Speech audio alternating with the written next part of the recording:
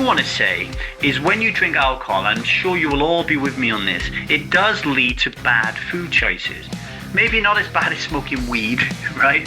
But when you drink alcohol, you eat the most incredible shit that could be put in front of you, and you eat so much of it. Welcome to the 1000 Days Sober podcast. My name is Lee Davey. I'm not an alcoholic. I refuse to be anonymous. I am someone who lives a self-led life, alcohol-free as fuck, and I spend every waking moment of that life helping other people do the same, like right now. Welcome to the 1000 Days Sober Dailies. This is where you hear my dulcet tones for the entire day as I try to help you not drink alcohol just for today. And you can motherfucking do it. You can. Okay, alcohol, blood sugar, and the power of choice. Do you ever feel completely wiped out after eating? Or do you wake up in the middle of the night absolutely starving? Well, that could be blood sugar at work. And for several weeks now, I've been using a glucose sensor to track it. And I want to tell you a little bit about what I've learned and what it's got to do with alcohol. The first thing I want to say is usually when we think about becoming alcohol-free as fuck, we think about all the things we're leaving behind. We think about how difficult it's going to be. We think about everything we're going to give up to be alcohol-free as fuck, right? But we do gain shit. We gain a lot of shit. And actually, the way that I was able to become alcohol-free as fuck easy was to swing the pendulum and just look at all the positives, right? And none of the negatives. And one of the positives that you have when you stop drinking alcohol and you start this journey to live a self-led life through the Strive method, for example, is you start to get out of your head and into your body and you start to feel more. And as a result of those feelings, my blood sugar spikes and my crashes become super prevalent to me. It's not like this is the only time I've had these things in my life, but the more and more deeper work I do around my inner child trauma, around my societal conditioning and culturing and programming from when I was younger, the more I do that work to fracture and cut away at that so I can spend more time in self, the more I actually do get in the elevator in my head, go down into my heart and gut, and I can feel more in my body, right? And so I was feeling more when it came to what I was putting in my mouth, right? So I did some research. I found this company called Lingo. I have absolutely no affiliation with them whatsoever. I just like their gizmo, and I want to talk about it here today. Okay. So alcohol messes with your glucose levels. I know that because I've done the research because I don't drink alcohol. So it never showed up on my phone app when I was doing the Lingo experiment for 2 weeks. But I know that it creates unpredictable spikes and chaos in your system when you drink alcohol. But that's not really what I want to draw your attention to here today. I don't want to be a scientist today, talk about hypo and hyperglycemia and all that kind of stuff. It's not my bag, right? What I do want to say is when you drink alcohol, I'm sure you will all be with me on this, it does lead to bad food choices. Maybe not as bad as smoking weed, right? But when you drink alcohol, you eat the most incredible shit that could be put in front of you, and you eat so much of it. I just see people, me included, but see people turn into absolute animals when it comes to eating the wrong type of food when they've had a drink. And it's not just when they've had a drink. When you get into the malaise, right, of being someone who drinks alcohol, when you get into the malaise of being below the line, parts activated, when you are unconscious, when you are on automatic pilot, you just don't care about your health as much as you should do.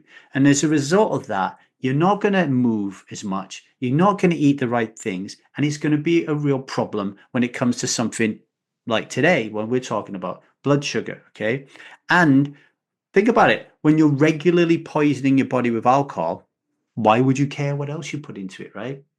So what happened to me when I was taking this little gizmo? Well, it was really, really interesting. I'll give you a few foods that I just no longer can take anymore as a result of me having this device on my arms. Ryvita. Does anyone ever eat Ryvita? The wafer? Yeah. Blood sugar through the roof. Pasta, blood sugar through the roof. Coffee. Interesting. Whenever I'm out, I always have lattes. And it was sending my blood sugar through the roof. It wasn't the coffee, it was the milk.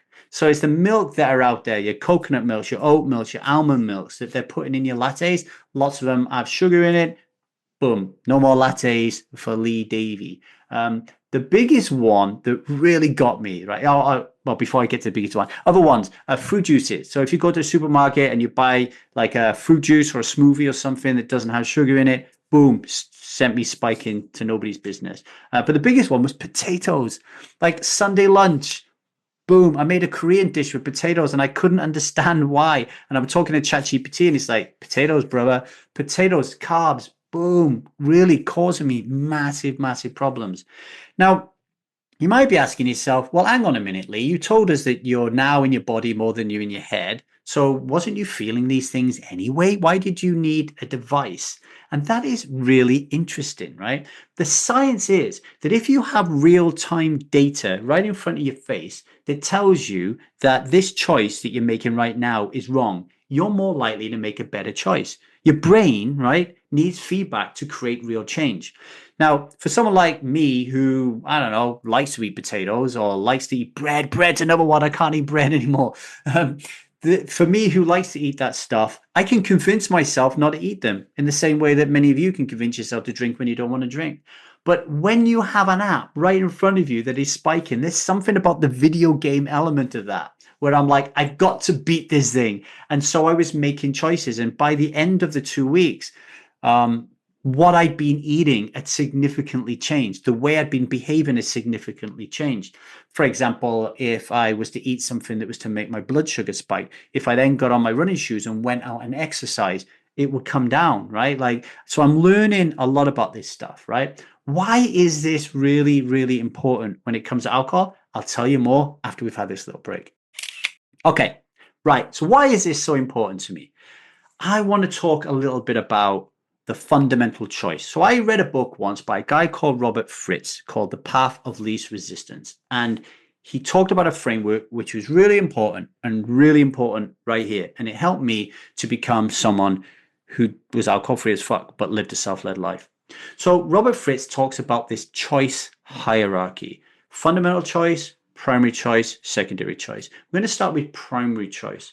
So choosing to be alcohol free as fuck, not to put alcohol in your body, that is what Robert Fritz would call a primary choice. You're making a choice that is very, very significant in your life, and it's going to lead to major, major changes in your life. It's a primary choice. Now, secondary choices, they're the choices that support the primary choice. So, for example, listening to this podcast is a secondary choice to support your primary choice of wanting to be alcohol free as fuck. Joining the Stride method and taking the workshop will be another secondary choice. Refusing to go to the pub, clearing out all alcohol you have in your house, going to an AA meeting. All these things are secondary choices that support the primary choice. But why do so many people find it really difficult to become alcohol free as fuck long term, right? Why do so many people relapse? It's because they don't make the fundamental choice. Now, what is a fundamental choice? Robert Fritz says the fundamental choice is a basic change in the way you live your life. It's a life orientation change, right? It's much bigger than just being someone who doesn't drink alcohol. So for me, my fundamental choice was to live a self-led life. And if I chose to live a self-led life, to be more conscious, to be a conscious human being, which I did, alcohol doesn't fit into that much bigger choice. Do you get me? Now, the reason that this is really important is because if you take the fundamental choice to live a self-led life, or you take the fundamental choice to be a much more healthier version of who you are, then it's not just, I'm not going to drink alcohol, which is a really good benefit of that, but everything else that you put in your mouth comes under scrutiny, right? If you're worried about your blood sugar levels and alcohol causes spikes, it's no good quitting drinking alcohol and just eating a lot of fucking bread and potatoes, because the same thing is going to happen. You get me? So what I'm talking about here is bigger than being alcohol free as fuck. This is why the Stride method exists. This is why I made a decision a long time ago that my goal in life was not to help you stop drinking alcohol. Fuck no. That is just the start of something bigger, and that bigger thing is living a self-led life. The fundamental choice, which is Robert Fritz is saying. My dad when he tried to stop smoking, he was successful for a bit. He made that primary choice. The secondary choices supported that primary choice, but he didn't make the fundamental choice to be a healthy human being. He didn't make the fundamental choice to step up a few levels to be a completely different person. He wanted to be the same person without the cigarettes. And that is very difficult. If you want to be the same person without alcohol, it's going to be very, very difficult. So today, what I want you to think about, right, is have you made the fundamental choice? Have you made the decision to live your life very, very differently? Because if you haven't, you're still going to get those blood sugar spikes and you're still going to find it really, really difficult to drink alcohol. Okay, so think about that today. So today's vow, I will not drink alcohol today because I refuse to let my body become a dumping ground for bad decisions. Okay. If you're trying to change, start with the fundamental choice, right? Start with the fundamental choice, not the primary choice, not the secondary choice. Go big to the fundamental choice that you're going to live your life a very, very different way, and the rest will follow. All right. Thanks for listening. Always rate and review the show. Press that subscribe button or the follow button wherever you are. Tell somebody else about this show. Believe it or not, these type of things can save people's lives because there's so many people out there that don't think that they have the sport and don't think they can do this, right? Email me at thestrivemethod@gmail.com if you have any comments to make, or you want to have a go at me or whatever else. And if you want to have a go at the free trial of the Strive Method, our 6-month power health workshop that helps you live a self-led life, alcohol-free as fuck. Okay, so until tomorrow, when I will see you again, do not drink today. Remember, you can fucking do this. All right, much love and strive on.